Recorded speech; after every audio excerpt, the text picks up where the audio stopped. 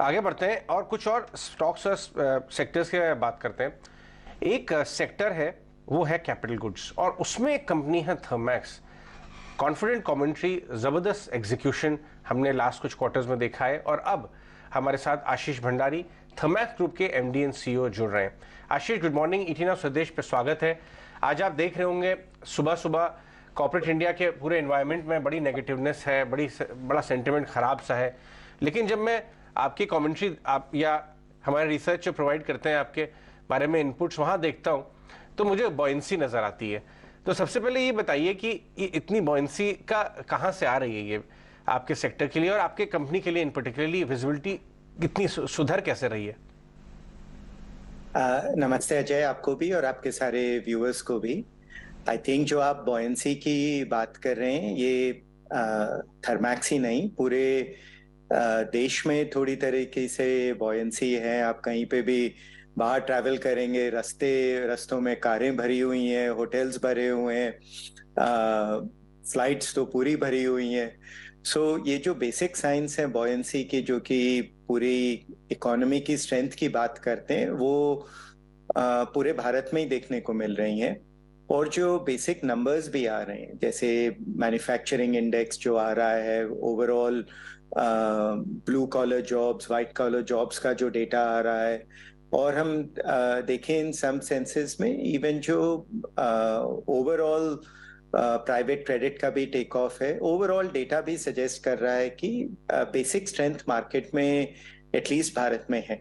And उसका advantage definitely Thermax को थोड़ा मिलेगा, क्योंकि वो सेक्टर में है जहां वो करीब करीब इंडस्ट्री की हर पोर्शन के लिए प्रोडक्ट्स और सर्विसेज बनाता है।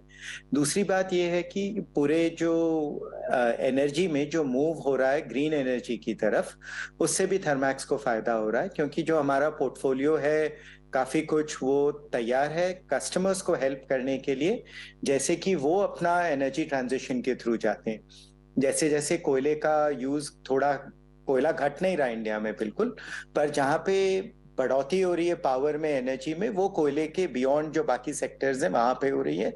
और जो सेकंड चीज है कि कोयला जो हम यूज करते हैं उसको हम कैसे क्लीनली यूज किया जाए, इन दोनों चीजों में भी थर्मैक्स को फायदा होता है। तो इन समरी ओवरऑल स्ट्रेंथ इकोनॉमी में अभी भी है, और दूसरा ये जो ग्रीन एनर्जी एंड उसका मूव है, उससे भी फायदा होता है। मॉर्निंग मिस्टर भंडारी, प्रियंका यार, क्योंकि आपने बताया और इसी पर हम आपसे और व्यूज जानना चाहते थे। ये जो ग्रीन हाइड्रोजन बिजनेस में थर्मैक्स की एंट्री है, आपने ऑस्ट्रेलियन बेस्ड ग्रीन टेक्नोलॉजीज जुड़ी एफएफआई कंपनी के साथ जो एमओयू किया है, इससे आप क्या विजिबिलिटी देखते हैं? फ्यूचर में आप कितने इंक्रीमेंटल रेवेन्यू थर्मैक्स के लिए देखते हैं? मार्जिन एक्सपेंशन कैसे देखते हैं? कैसे ये एक गेम चेंजर हो सकता है थर्मैक्स के लिए? ये गेम चेंजर डेफिनेटली हो सकता है, पर ये गेम चेंजर डिपेंड करता है, सबसे बड़ा ये पूरा हाइड्रोजन का सेक्टर इंडिया में कैसे मूव करता है।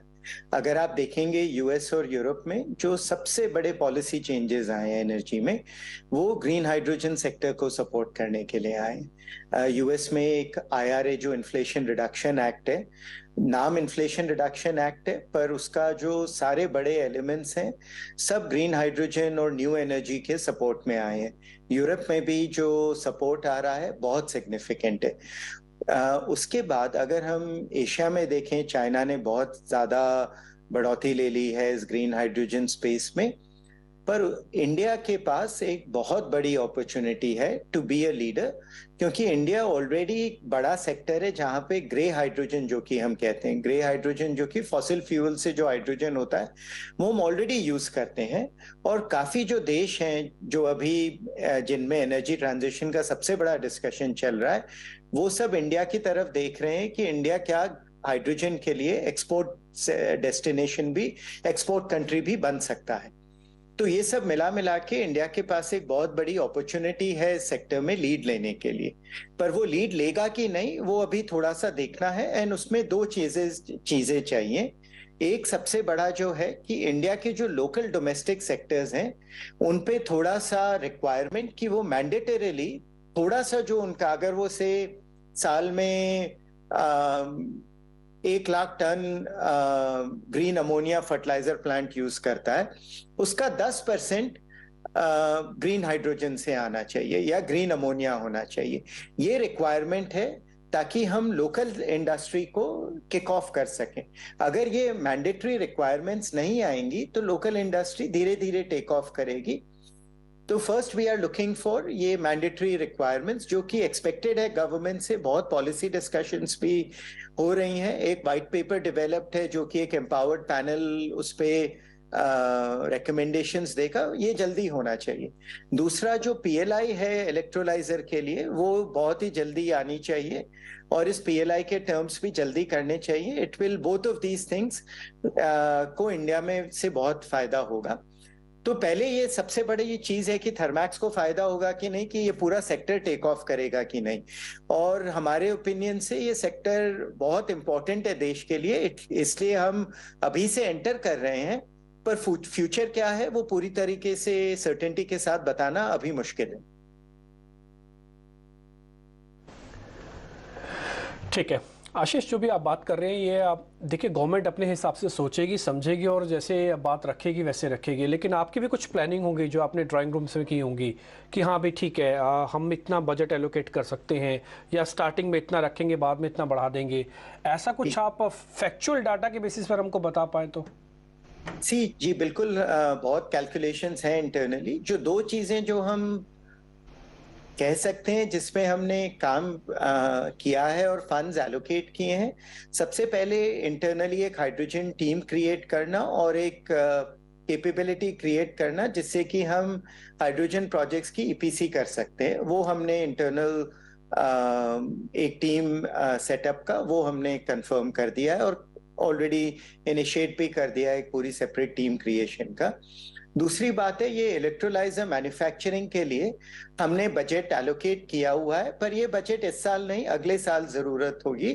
और ये बजट में थोड़ी फ्लेक्सिबिलिटी है बेस्ड ऑन किस साइज का प्लांट हम इवेंचुअली पुट करेंगे। ये साइज डिपेंड करता है कि लोकल इंडस्ट्री और जो रिक्वायरमेंट्स है कैसे टेक ऑफ करेंगे।